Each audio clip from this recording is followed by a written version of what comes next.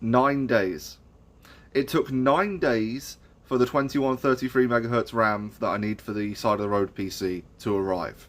And then when it does arrive, it's in very disconcerting regular envelopes, two of them, not the same package, two of them that have been strapped together with a tiny bit of bubble wrap around them. Luckily, they seem to have arrived in one piece, and they're HyperX Savage modules, which is always a surprise. I bought them from a generic website. They don't guarantee that they're even going to match. I just selected the megahertz that I wanted, and they arrived. Well, sorry, mega transfers per second. I don't really agree with naming it that way when everyone was so used to megahertz. Well, technically, I do agree with the fact that the megahertz number on RAM is disingenuous, because it's not actually running at that clock speed, it's running at half of that clock speed. The megahertz number on RAM is just how many transfers per second it can do, which is why we have changed to calling it mega transfers per second. But, you know, I grew up calling it megahertz. Pretty much everybody else did.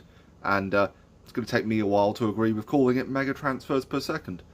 Anyway, 16 gigs of 2133 mega transfers per second RAM. Let's see what this does to the system. And moment of truth. Do you like this RAM? By all accounts, the system should like this RAM. The motherboard claims that it has support for this speed and this capacity. And we're running at DDR3 1600. Okay, that is not the speed we are supposed to be running at. Although that is faster than the 1333 we had a second ago.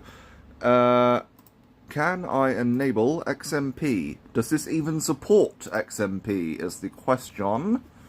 Is it under CPU config? New. Yeah, this might be an issue. DRAM timing. Overclock tuner. Hold on a second. CPU bus speed. I am not seeing an option for...